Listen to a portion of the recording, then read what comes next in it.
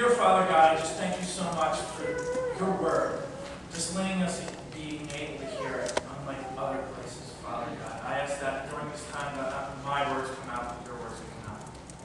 I pray this in your holy and precious name. Amen.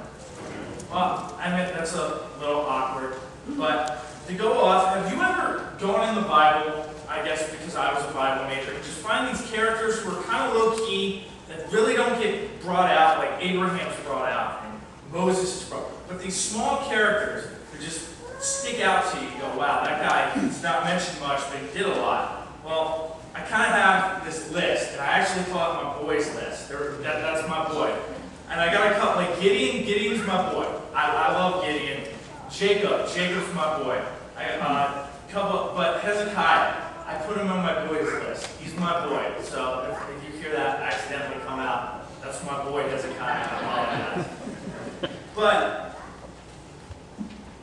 we're in the story of his life where you finally get to see a make or break point.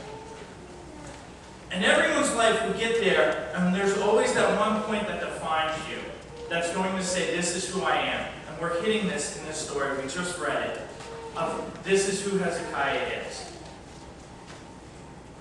So, let's look into this moment. We go back. It gives us a little random fact. The king of Assyria is in Lachish. So, what's that mean? Well, they give you a little Bible major background. The Bible never gives you random knowledge.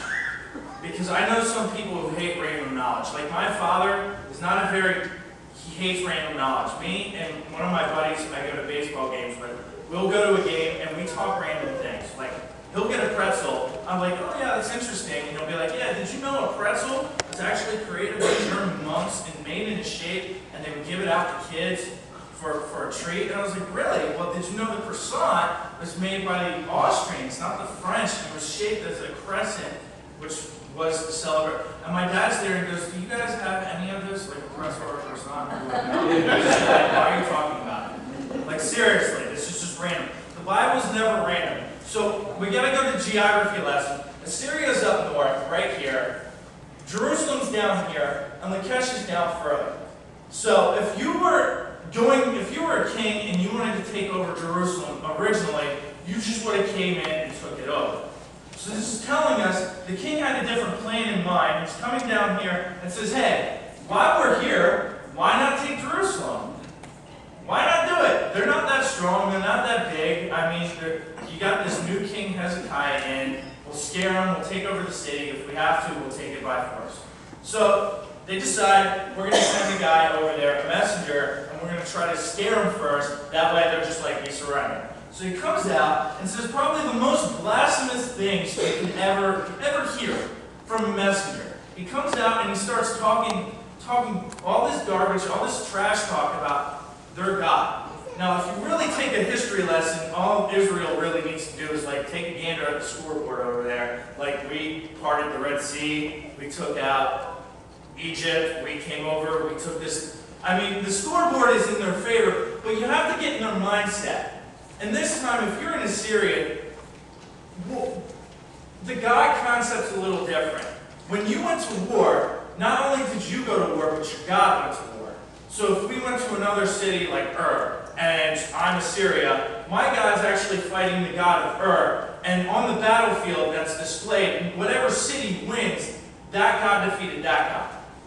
So they're turning around and said, look, we already took out all these other cities, all their other gods. Look, you cleared your temple out because Hezekiah was a king of reform. He decided, we're getting all rid of the pagans, we're worshiping the one true God. And they turn around and said, you only have one God. Look at what our God's done. They beat all these people down. Do you really think your one God's going to be handled? Can he handle whatever we throw at him? Are you kidding me? But is that not like today? With teenagers in high school, I can tell you right now, they go around and say, I got the one God. And they turn around and they have influences where they're saying, no, you need these idols. You need to find that girlfriend or boyfriend. You need to go out there. That's going to make you happy. Not just that. You need to be successful, get your A's and B's. You need to be the popular one. You need to be the one, if you have that sweet car, that makes you. That's going to make you complete. You don't need just this one God. You need these multiple gods that are going to battle in your life and make it so much better for you. There's a society that is telling us today, that tells us money is what we need. Fame is what we need. Popularity is what we need. You don't need this God, you need these idols. And there's this battle going on, and I'll ask you, how do we fight this? How do we fight a war such as this? That if we have a bunch of idols, a bunch of made-up gods against this one true God? And the answer I give you is, what did Hezekiah do? He went to his God and said, God, handle it.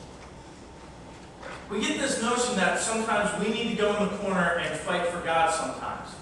Now, God can use us to fight for Him, but we don't need to fight. He can use us as a vessel to fight for Him, but He doesn't need us to be the main fighting force for Him. God is God. There's nothing big enough that God cannot handle. Amen? Amen. There's nothing that He can't handle. And when we turn around and say, God, we want you to enter this battlefield in their hearts and display who the God we serve is and stand by Him no matter what, like Hezekiah did, people all over the world see our one and true God. So I ask you, who do you serve in this situation? Do you serve these idols? Do you serve these other gods thinking they're going to make your life complete? Or are you serving the one true God? Because guess what? I won't lie to you. The idols, yeah, you'll get some good things out of it. You might party your life. You might get some pleasure. But at the end of the day, if you read the end of the story, he went back to his idols and they took him down. His gods were no longer there. Where when Hezekiah was back in the quarter, his God was there. So he has all these messengers come out. And not only, the trade language of the day was Aramaic, so they're yelling in Aramaic. Not all the people are understanding. And then he starts speaking in Hebrew. So it'd be like, if someone wanted to talk to us, they start speaking in Spanish first. And we're like, yeah, that guy's just gibberishing. And then they turn to English. And we're like, oh, whoa, now I can understand you. I don't like the words that are coming out of your mouth. If that makes sense. It's not a very good analogy, because there's not really much of a train language here. Now I'm babbling. Going on. So, Hezekiah, being in his shoes, how do you think he felt? He just got a message that the most powerful empire says, we're coming for your capital city. We're coming for you.